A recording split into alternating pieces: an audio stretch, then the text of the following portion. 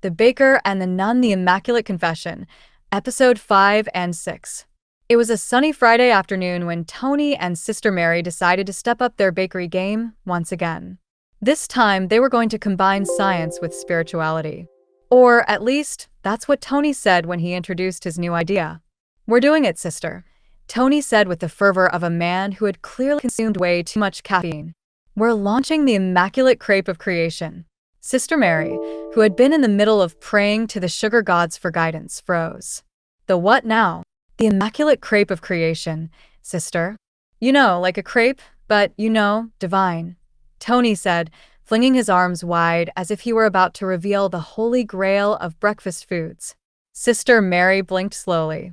"Tony, you can't just call a crepe immaculate. That's—" "Wait," Tony interrupted. "It's not just any crepe, sister. We're making them with holy ingredients. I'm talking about sacred butter, flour that's been blessed by the finest mill in all of Italy, and strawberries that have been picked at the peak of spiritual alignment." "Tony," Sister Mary said with a sigh, rubbing her temples, "we've had this conversation before. Last time you called something holy, we had to throw out 3 batches of caramel because people thought it was anointed by the divine." "Yeah, but this time it's different," Tony said with a grin, clearly not listening. "I've hired a food scientist, well, more of a food enthusiast, to develop a crepe so good it'll make people question their whole existence." Sister Mary face-bombed. "I don't even know where to begin." At that moment, Wanda and Steve walked in, the happy couple as usual. Wanda had on her signature smile, while Steve looked like someone who had just been told they were about to experience a life-altering event that involved crepes. "Tony, Sister Mary, what's this about a crepe?" Wanda asked, practically bouncing in place. "Oh, I'm about to change breakfast forever," Tony said dramatically. "We're creating a crepe that's going to revolutionize how people see food. It's not just a breakfast item, it's a spiritual experience." Wanda raised an eyebrow. "Spiritual? Who?" "Like how the donuts were a spiritual awakening, or like when you tried to bless the muffins." Tony paused for a moment, a little sheepish. "Okay, so maybe the muffins got a little out of hand, but this crepe is different. It's going to unlock a new level of consciousness. I'm talking full-on enlightenment, Wanda. We're bringing the universe into each bite." Wanda nodded slowly. "Well, if it's anything like that time you tried to turn a croissant into a sacred vessel, I'll have to see it to believe it." Just then, the door to the bakery opened, and in walked Gertrude, her feathered hat somehow more dramatic than the last time, and carrying a stack of very questionable-looking self-help books. "Darlings," she shouted with her usual flair, "I hear talk of immaculate crepes. Is this the next level of breakfast cuisine? Because I'm ready to experience the divine once again." Tony, always eager to please, practically jumped over the counter. "Gertrude, you have impeccable timing. We're launching the Immaculate Crêpe of Creation today. You're going to be one of the first to experience it. Are you ready to have your mind blown?" Gertrude, who had never met a food that didn't sound like it could change her life, put down her stack of books and grinned. "Tony, my dear, I've had spiritual awakenings over far less.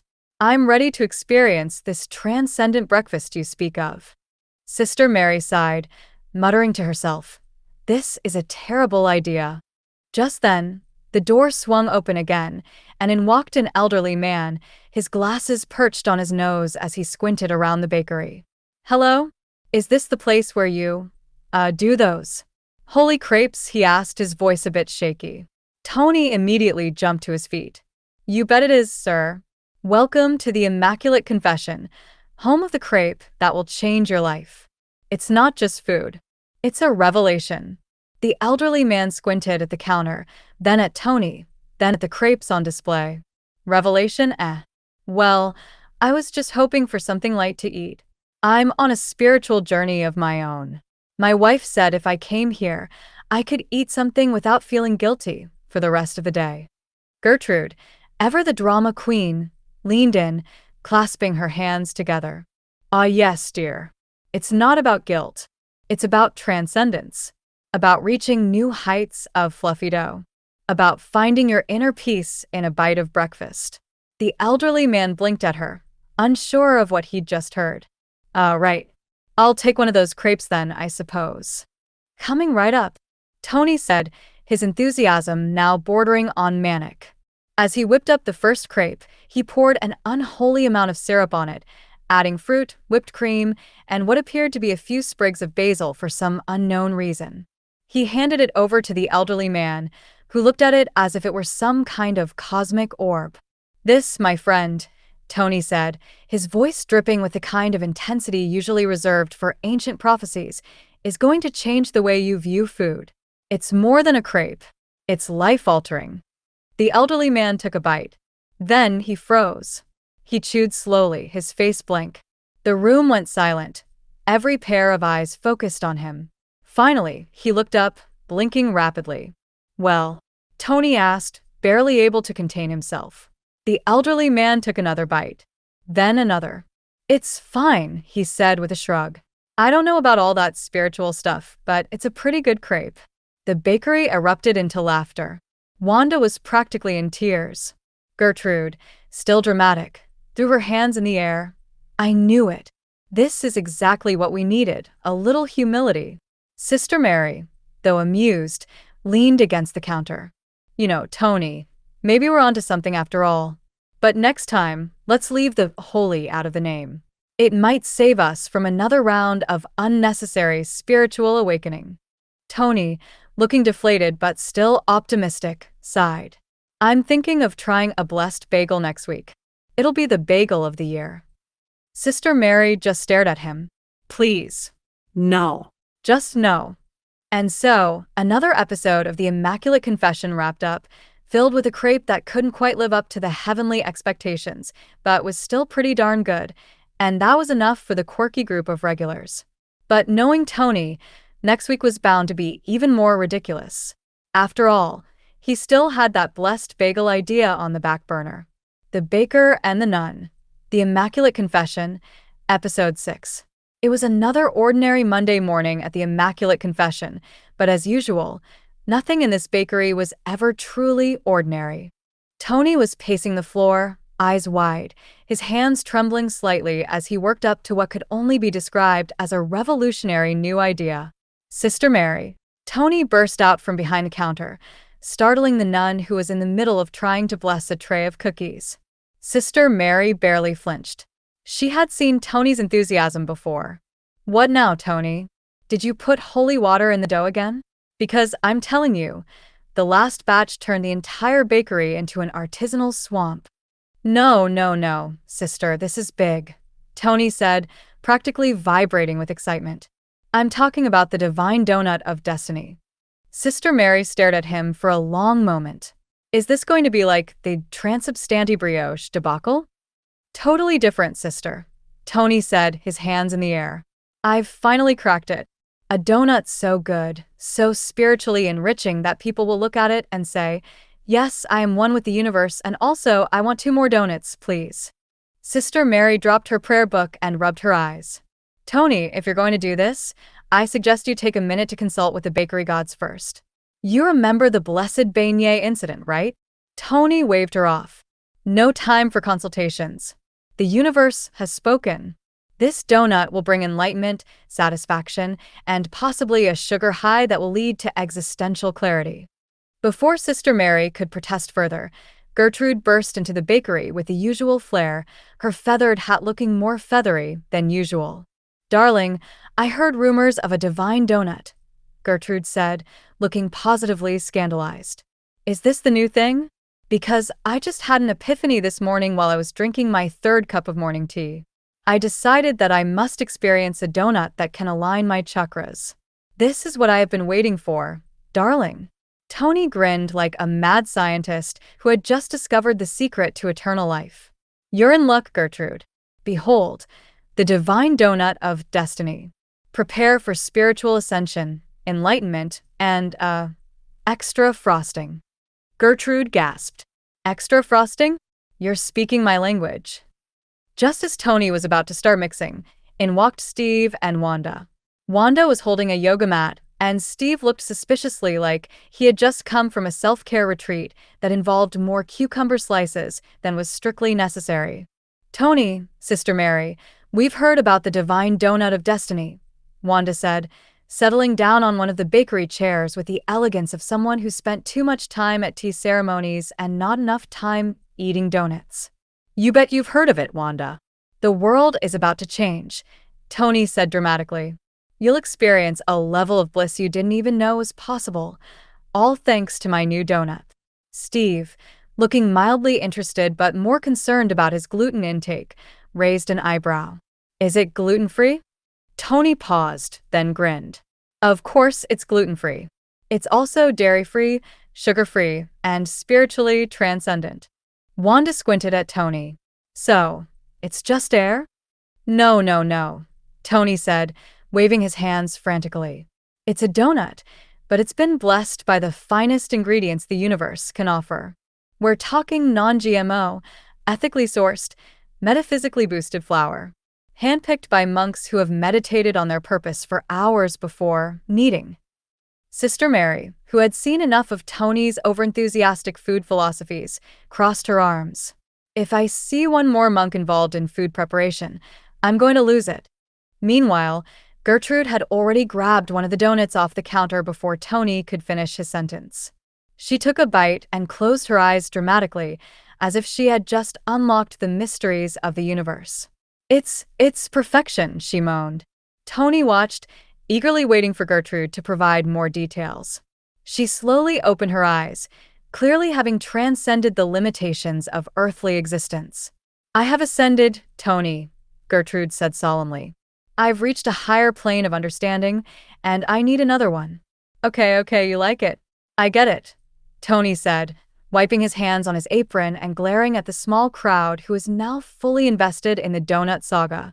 At that moment, an elderly couple entered the bakery, both looking very confused and extremely suspicious of the large, divine donut of destiny sign Tony had placed in the window. Excuse me, the elderly woman said, eyeing the sign like it might spontaneously combust. Is this some sort of cult? We were just looking for a quiet place to get a bagel, and now we're being offered divine donuts. Tony was quick to reassure them. Not a cult, ma'am. Just a revolution in donut form. One bite of this, and you'll understand the meaning of life.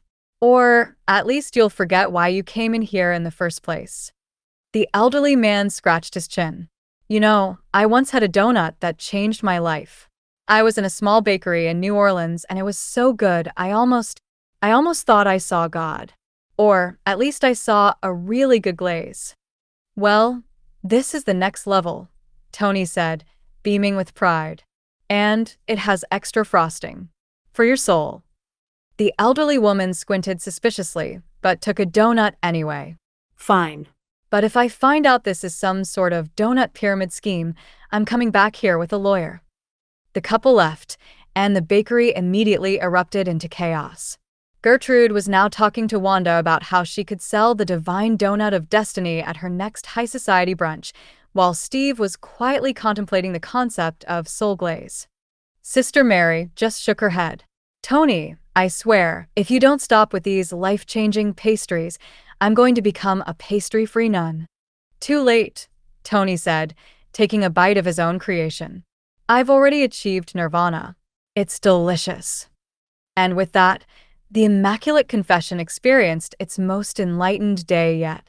A day filled with divine donuts, spiritual enlightenment, and possibly the worst case of sugar-induced transcendence ever witnessed by humanity. But one thing was for sure, it was going to be a long week in the bakery.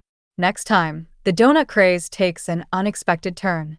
Stay tuned for the Holy Croissant of Confusion. Polyspeaks for You incorporates voice control features that allow users to perform essential actions like opening, saving, and creating new documents, as well as interacting with font and document editing dialogues. This is particularly helpful for individuals with disabilities, enabling hands-free operation and more accessible content management. Below are some of the voice control functionalities designed for ease of use. 1. Voice-commanded document handling. Open document. Users can say commands like open document, followed by the file name or location, and Poly will open the document for them. Save document. Commands like save document as or save allow the user to save their work without needing to manually click on buttons. Poly can also handle saving with specific file names or locations as dictated.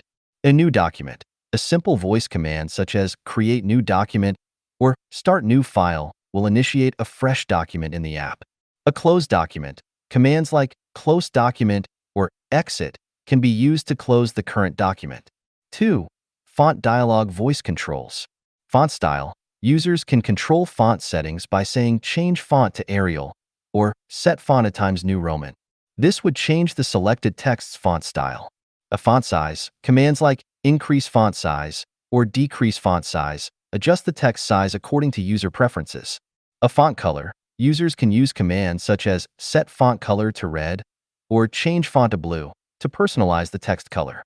3. Voice commanded document editing.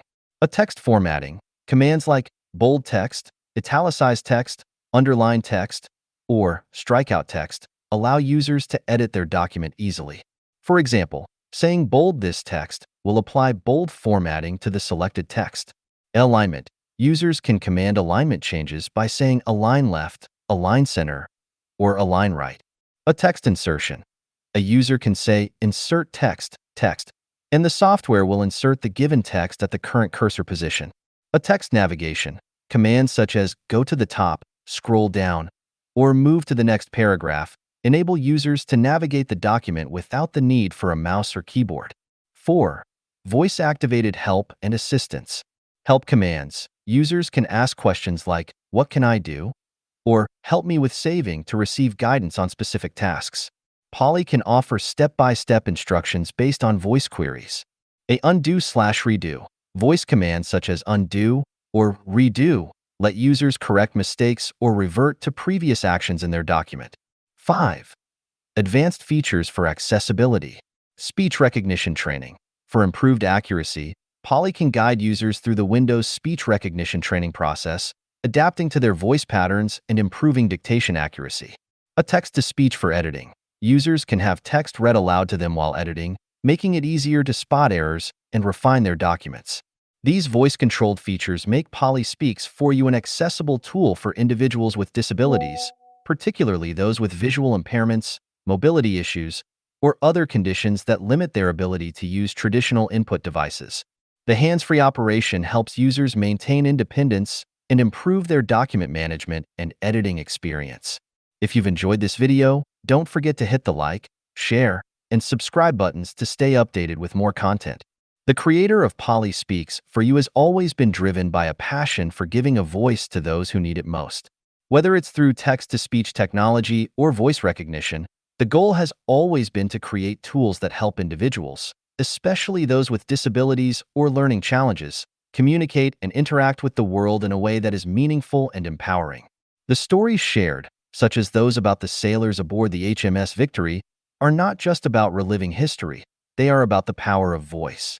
Through Poly Speaks for You, the creator saw an opportunity to use storytelling as a medium to convey courage, strength, and resilience, much like the sailors of the past. These stories are intended to inspire and engage users, reminding them of the importance of their voices, both literally and metaphorically. The idea behind these stories is to showcase how technology, particularly speech technology, can be a tool for preserving history, while also empowering users with the capability to share their own narratives. By blending history with technology, the creator of Poly Speaks for You aims to demonstrate how powerful a voice can be in shaping and sharing our world, past and present.